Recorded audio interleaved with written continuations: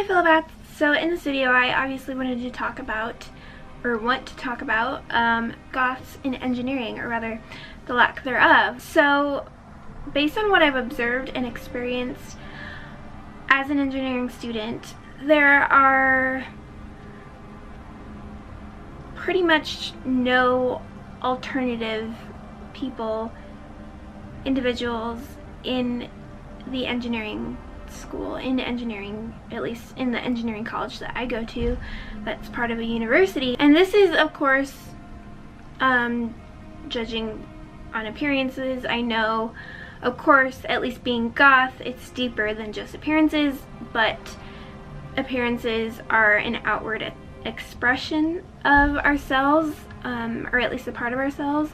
And based on the people, my observations and experiences with the people that I have interacted with and that I have at least observed in the engineering school, there are very little of us. To my knowledge, I am the only Goth in the engineering school, so that's nice. So I'm kind of like a triple minority in the engineering school. Not only am I a woman and half black, but I am also Goth, so there's that. That's kind of what I want to address. From what I've observed, there are no alternative people at all in the engineering school, at least the one that I go to. And that could just be because the university that I go to is in Boulder, and Boulder is well known for many things. But from what I've talked about with other engineers, and even I've only met, or at least talked to, one other Goth engineer, there aren't many alternative people in that field, in that area. I'm not really sure why that is. I think maybe part of it has to do with the Goth stereotype. From what I can only speak, of course, from what I have observed and experienced myself, and what I have talked about with other Goths, whether they're elder Goths or baby Bats or anything like that. We're all Goths. So I think most of the alternative people who I see here at Boulder are either music students or art students or philosophy students, you know, not having any, like, the exact opposite of engineering and science and math in general. I think part of it might have to do with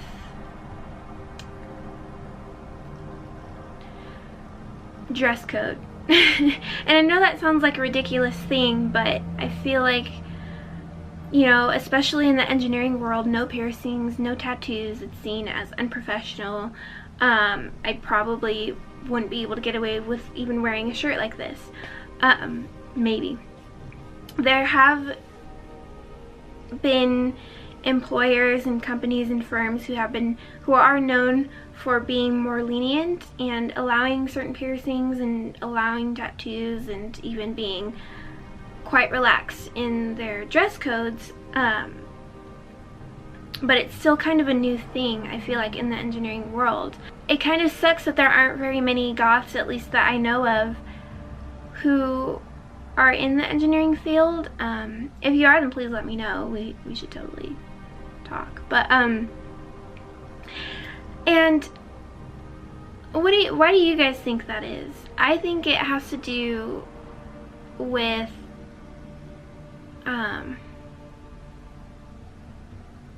definitely, at least, the dress code, like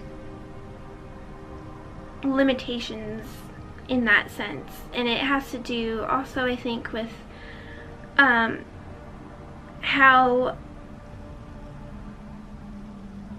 the Goth style and aesthetic is often, at least in this world, at war with what people consider to be professional. And that kind of sucks. I feel like it's very superficial to judge a person's professionality, I don't know if that's a word, professionality based on how they look, you know. If the fact that I have a lip piercing doesn't affect my work, then why should it? You know what I'm getting at? Like, this doesn't affect my performance, so why should it matter? You know, or at least matter as much as people make it matter. So I think that's a part of it. I think another part of it is, now this is generally speaking, okay? This isn't meant to attack anyone individually or personally, so don't take it personally, but I think generally speaking, goths tend to be very creative and artistic and introspective, and that doesn't go with engineering, with math and science, at least not automatically or normally, you know. It's kind of like the left side of the brain and the right side of the brain, you know. I'm sure you guys have heard of that, where you use this side more if you're very creative, you use this side more if you're very like logical, and you know, math, science, art, and philosophy and things like that. So they're very two separate things. And growing up, I was always told, oh, you're very well-rounded, you have a right brain, left brain balance or whatever. And I was like, okay, whatever. I just like math, and I think science can be cool, and I love art, and I love literary analysis and things like that. So I think that has something to do with it too. Now again, that's generally speaking. Not all goths are the same. No two goths are the same. But there are trends, and those are the trends that I see. And I'm not trying to like bash anyone who is on either side or on both sides. And I'm not trying to say one is smarter than the other. I'm not trying to say that at all. Don't hear what I am not saying, please.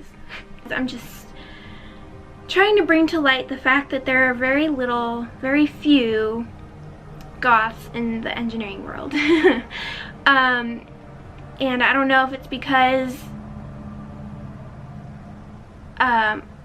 most are discouraged by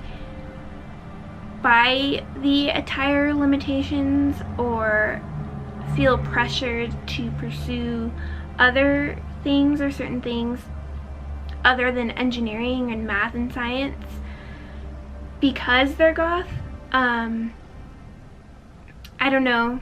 It's probably just a very, very individualistic thing, but it's something I wanted to talk about nonetheless.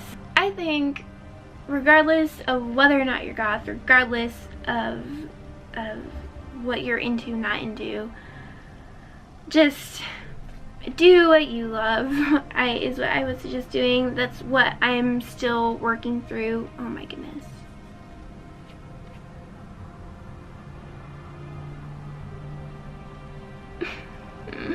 And who knows if I even will stick with engineering.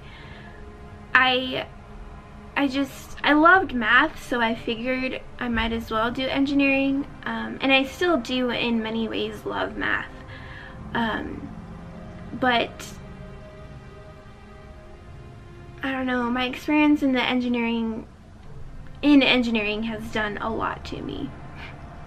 In engineering school, it's done a lot to me, and that's another blog post. I won't make a video regarding that, but I will write a blog post about why I chose engineering and what going through engineering school so far has done to me. And done to me sounds terrible. How it has changed me. So yeah, I just wanted to throw that question out there. Why are there so few goths in the engineering world? I'm sure there were things in my blog post that I didn't mention in the video, because I didn't want to just read straight from my blog post, because I figured That's kind of ridiculous. Anyways, that is it for this video. I hope you guys enjoyed it, or I hope it was thought-provoking or even like helpful in some way for other Goths who are also engineering students or engineers. So there's that, and I guess I will see you guys in the next one. Bye.